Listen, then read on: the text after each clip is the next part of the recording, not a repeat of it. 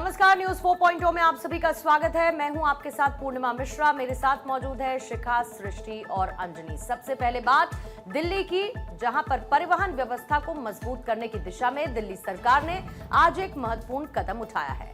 दरअसल Delhi transport corporation यानी DTC को दिल्ली की सीएम रेखा गुप्ता ने आज नए मुख्यालय भवन की सौगात दी। साथ ही 300 नई इलेक्ट्रॉनिक बसेस को हरी झंडी दिखाई और कश्मीरी गेट से नानकसर होते हुए गाजियाबाद तक जाने वाले नए अंतर्राज्यीय बस रूट का भी शुभारंभ किया। सीएम रेखा गुप्ता ने कार्यक्रम को संबोधित करते हुए कहा कि उनकी सरकार ने जनता के हित को प्राथमिकता देते हुए 3 अलग-अलग योजनाओं का एक साथ शुभारंभ किया, जिससे समय और संसाधनों दोनों की बचत हुई है। उन्होंने कहा डीटीसी पहले गंभीर वित्तीय संकट से गुजर रहा था और इसका घाटा करीब 65,000 करोड़ रुपए तक पहुंच गया था, लेकिन अब हालात बेहतर हुए हैं। उन्होंने आरोप लगाया कि पिछली सरकार ने इस दिशा में ठोस कदम उठाने में वो विफल साबित हुई। पिछली सरकार के लोग, नेता, मुख्यमंत्री, मंत्री, हम ईवी ले आए, ईवी पॉलिसी ले आए, ईवी पॉलिसी ले आए, जनता को वायदा कर दिया कि आप खरीद लो, हम सब्सिडी देंगे। पर हुआ क्या? केवल वायदा मिला, सब्सिडी नहीं मिली। आज 2023 से लेकर के अब तक की सब्सिडी वर्तमान सरकार को अपने बजट में से देनी पड़ रही है। सोचिए कैसी सरकारें यहां काम करती थी। आज हम नियत से ईमानदार है, ये सोच के कि जनता का क्या कसूर है। जनता ने तो सरकार के कहने पे ईवी व्हीकल लिया, उन्हें तो उनकी सब्सिडी मिलनी चाहिए। आज हमने 24 करोड़ रुपए 12,800 कुछ लोगों को उनके अकाउंट में ट्रांसफर किए हैं। सीएम रेखा गुप्ता ने यह दावा किया है कि पिछले 1 साल में उनकी सरकार ने डीटीसी के घाटे को कम करने के लिए कई महत्वपूर्ण कदम उठाए। रेखा गुप्ता ने पूर्व सरकार पर निशाना साधते हुए कहा कि पहले ईवी पॉलिसी के नाम पर केवल प्रचार होता था, लेकिन लोगों को सब्सिडी का बेनिफिट नहीं मिला। अब बीजेपी सरकार लंबित सब्सिडी का भुगतान कर रही है और व्यवस्था को सुधारने का भी काम कर रही है। 65,000 करोड़ का घाटा, जितना दिल्ली सरकार का बजट उतना डीटीसी का घाटा। और लगातार पिछली सरकारों ने डीटीसी को बर्बाद करने में कोई कसर नहीं छोड़ी थी। हर तरीके से डीटीसी के ड्राइवर खाली बिठा दिए, कंडक्टर खाली बिठा दिए, प्राइवेट कंपनियों को ऑपरेशन दे दिया, उनके कर्मचारी रख लिए, फिर उसके बाद उन्हें कमीशन भी 6% कमीशन दिया गया। किसका पैसा था? पैसा तो हमारा था ना, सरकार का, कर्मचारियों के हक का पैसा, जनता की गाड़ी खून पसीने की कमाई का पैसा पर प्राइवेट कंपनियों को दिया जा रहा था। कार्यक्रम के अंत में सीएम रेखा गुप्ता ने डीटीसी चालकों और कर्मचारियों की सराहना करते हुए उन्हें जिम्मेदारी और सावधानी के साथ काम करने की सलाह दी। उन्होंने कहा कि चालक सड़कों पर सुरक्षित ड्राइविंग सुनिश्चित करें ताकि दुर्घटनाओं से बचा जा सके और साथ ही कर्मचारियों के साथ यात्रियों के साथ शालीन और सहयोगपूर्ण व्यवहार करने की भी अपील की है ताकि सार्वजनिक परिवहन व्यवस्था और बेहतर हो सके। उत्तराखंड में आज पुष्कर सिंह धामी मंत्रिमंडल का विस्तार हुआ है। देहरादून स्थित लोक भवन में सुबह 10 बजे आयोजित शपथ ग्रहण समारोह में राज्यपाल गुरमीत सिंह ने नवनियुक्त मंत्रियों को पद और गोपनीयता की शपथ दिलाई है। इस मंत्रिमंडल विस्तार के बाद अब धामी मंत्रिमंडल में मंत्रियों की संख्या बढ़कर 12 हो गई। लोगों को आज मंत्री परिषद का दायित्व आज मिला है, उन सभी को मैं अपनी तरफ से बहुत बधाई देता हूं, शुभकामनाएं देता हूं। और सभी लोग लंबे समय से राजनीतिक क्षेत्र और सामाजिक क्षेत्र में काम करते रहे हैं, सबका दीर्घकालिक अनुभव है। उनके दीर्घकालिक अनुभव का लाभ पूरे प्रदेश को मिलेगा और हमारे प्रधानमंत्री जी का जो विकसित भारत का संकल्प है, उस विकसित भारत के संकल्प को पूरा करने में उत्तराखंड अपना योगदान देगा। उसमें इन सभी महानुभावों का बड़ा योगदान होगा। और प्रधानमंत्री जी ने जो बाबा केदार के धाम से ये उद्घोष किया था कि ये दशक उत्तराखंड का होगा, तो हम सब इस संकल्प के साथ आगे बढ़ेंगे कि ये दशक उत्तराखंड का हो, उत्तराखंड हर क्षेत्र में आगे बढ़े, उत्तराखंड के जन जन तक विकास पहुंचे। वहीं धामी मंत्रिमंडल में लंबे समय से 5 पद खाली चल रहे थे। दरअसल पहले कैबिनेट में 3 पद रिक्त थे, लेकिन 26 अप्रैल 2023 को कैबिनेट मंत्री चंदन रामदास के निधन और 2025 में विवादों के चलते प्रेमचंद अग्रवाल के इस्तीफे के बाद में खाली पदों की संख्या बढ़कर 5 हो गई। अब इस विस्तार के साथ ही सभी रिक्त पद भर दिए गए हैं। देखिए, कैबिनेट का पूर्ण विस्तार के बाद जहां सरकार को मजबूती मिलेगी, वहीं हमारे संगठन को मजबूती मिलेगी।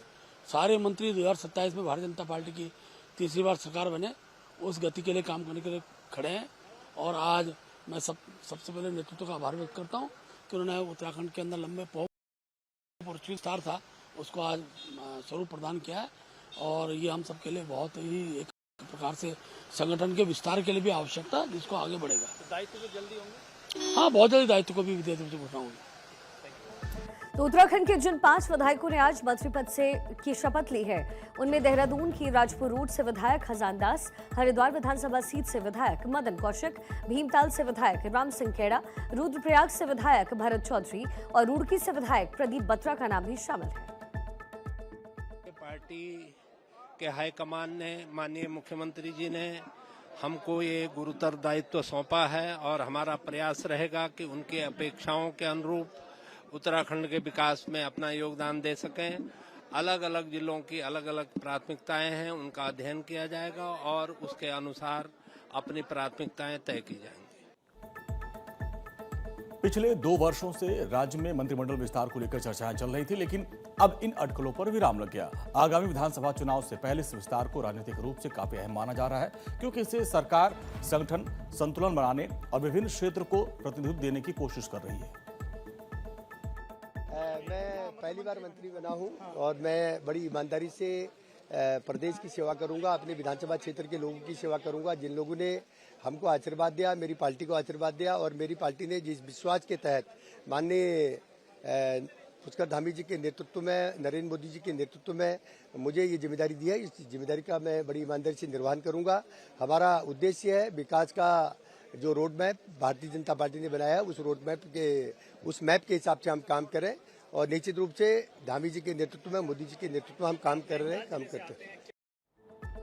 असम में विधानसभा चुनाव को लेकर राजनीतिक सरगर्मी तेज है। इसी कड़ी में आज बीजेपी और कांग्रेस समेत कई दलों के दिग्गज उम्मीदवारों ने नॉमिनेशन फाइल किया।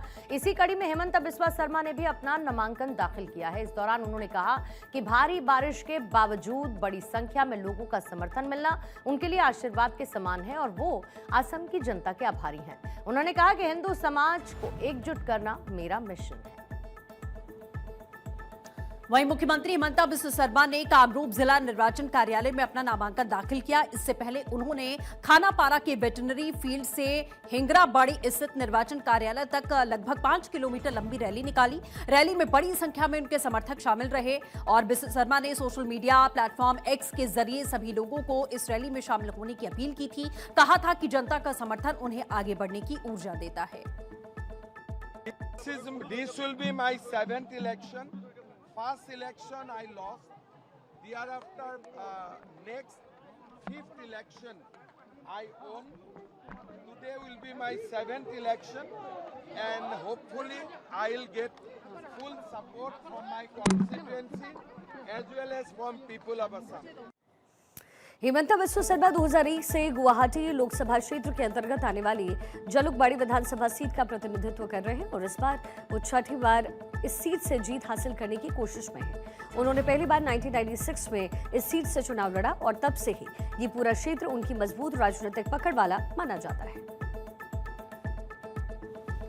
असम में चुनाव आयोग के कार्यक्रम के मुताबिक कार्यक्रम में नामांकन दाखिल करने की अंतिम तिथि 23 मार्च को है, जबकि नामांकन पत्रों की जांच 24 मार्च तक होगी और उम्मीदवार 26 मार्च तक अपना नाम वापस ले सकते हैं। 126 सदस्यीय विधानसभा के लिए मतदान 9 अप्रैल को होगा, जबकि मतगणना 4 मई को होगी और उसके बाद परिणाम आएंगे।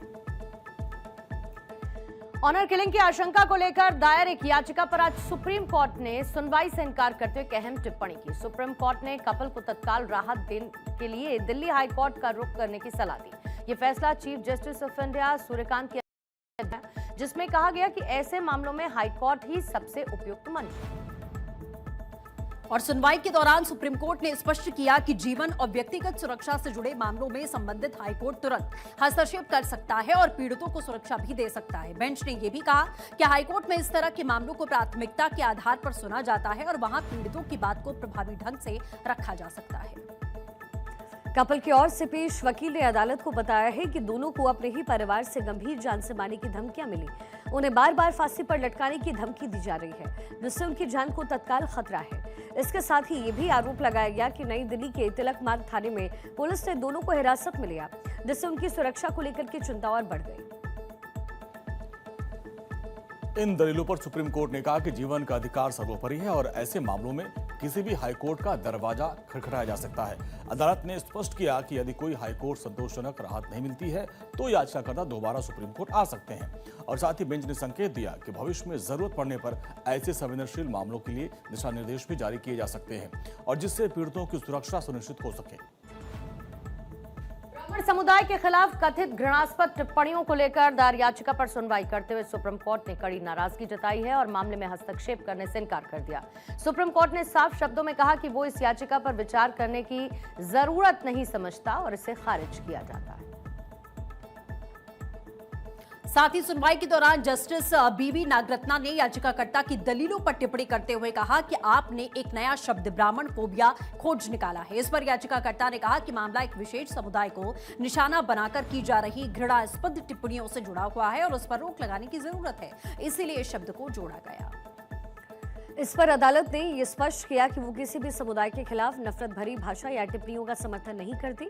जस्टिस नागरत्ना ने कहा कि इस तरीके की समस्याएं समाज के शिक्षा स्तर, बौद्धिक विकास, सहिष्णुता और धैर्य से जुड़ी हुई होती है।